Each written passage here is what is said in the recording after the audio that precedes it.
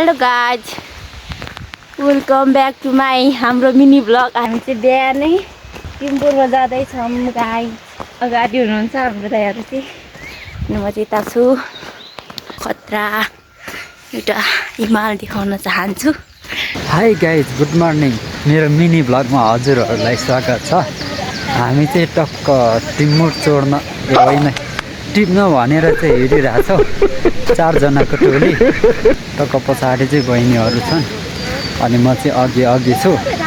है टक्क जाने हो। हामी चाहिँ एका बिहानै हिँडेको 3 बजे त भन्न मिल्दैन, 6:30 भइसकेछ। उता रेडी हुँदा थोरै ढिलो भयो। फाप्लु जाने हो, नास्ता खाएर चाहिँ हिँड्नुपर्छ।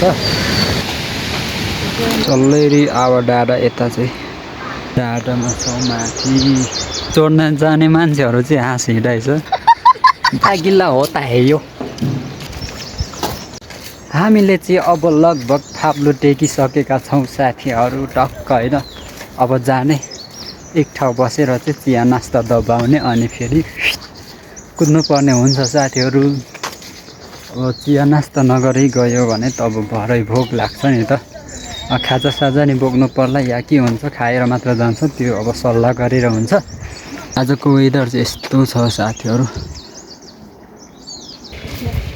हामी चाहिँ अहिले फाप्लु एयरपोर्टमा आइपुग्यौँ साथीहरू।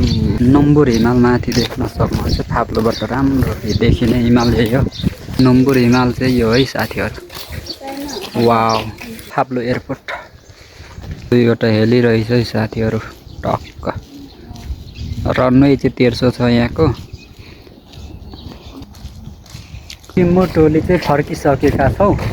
फाप्लुमा छौँ अहिले चाहिँ। बहिनीहरू छन्। आइसकेका छौँ फाप्लुको डाँडामा।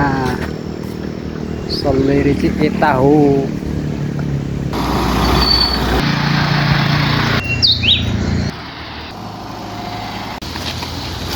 हामी चाहिँ घरतिर लागिसकेका छौँ पोका पट्याङ्ग्रो बोकेर।